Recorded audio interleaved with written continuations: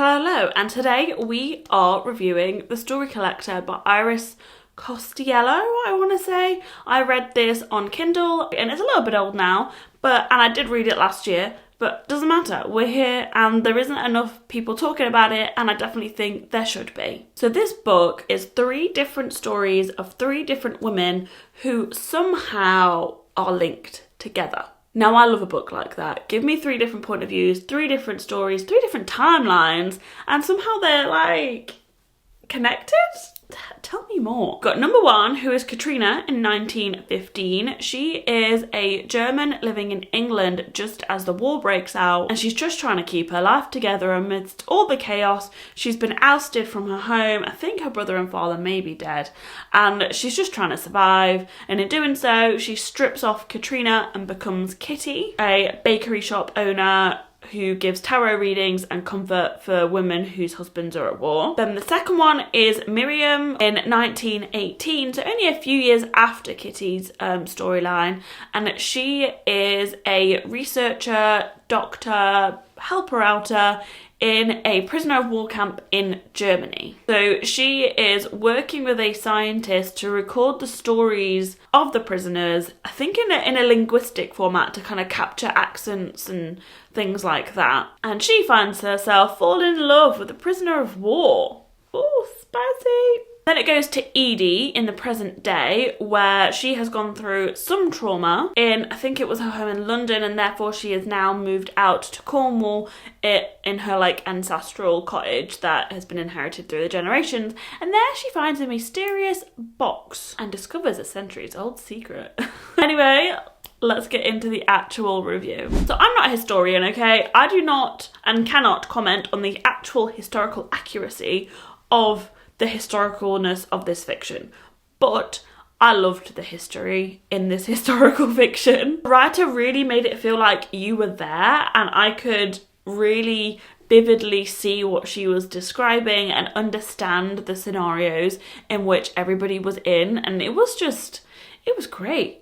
I really enjoyed it. So it does flip between all of the different storylines, but I wouldn't say it focuses more on one than the other, or you don't get as much time with certain characters. I think it's pretty equal. I actually really liked how you would be really into Edie's story all of a sudden, and then the next chapter it's over to Kitty's story, and then so on and so forth. So some people might not like that, the fact that they are being pulled from one point of view and one timeline and one story into an entirely different one, but I really did. It kind of gives short story vibes. So some of the reviews on Goodreads say that they would like the story to focus a little bit more on the actual stories collected.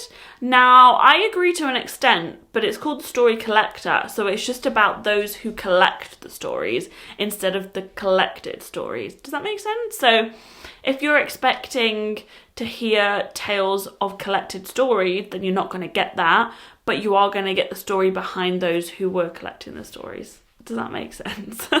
But to an extent, I also agree. It would have been nice to get more of the stories that Miriam was collecting from the prisoners of war in order to document their linguistics.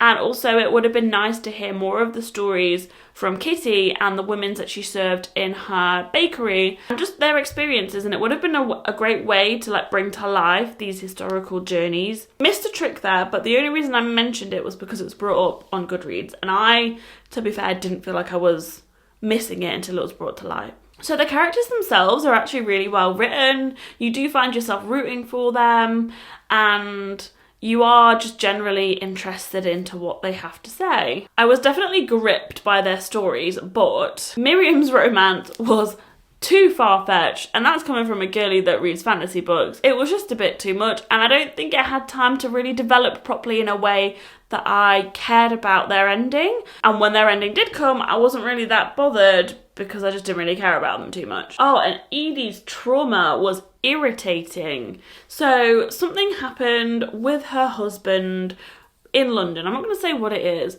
but it is built up so much and theorised about so much, right, that you think it's going to be big and dramatic, and it is, I'm not going to lie, it is, but I thought it was going to be more. I thought there was just going to be something a little bit more sinister going on, and it just really wasn't. And every time she mentioned it, I was just rolling my eyes. I was like, get over yourself. I'm fed up of listening to this. Just stop. It was just way too drawn out. Like, she just kept mentioning it and alluding to it, but it was never really ever spoken until right at the end. And by that point, it was too late for me. I was already over it. There wasn't really much about Kitty's story that I didn't like. I really enjoyed seeing the perspective of a German living in England and what their lived experiences would have been, and the fact that she had to do this whole rebrand and change herself to survive, and I found that really interesting. I also really liked the acknowledgement of other historical things that were going on at the same time with the suffragette movement. Overall, this is definitely a 3 out of 5 for me. It was a solid read. I found it really interesting, and the fact that I read it on a Kindle shows you that I really found it interesting, because I don't tend to finish Kindle books because I just forget that they're there. But I really, really did enjoy it. All the characters are quite likeable. You don't even know how it's going to end, and then for some reason, it all just ties up really nicely, and it just makes sense. So yeah, that is my review of The Story Collector.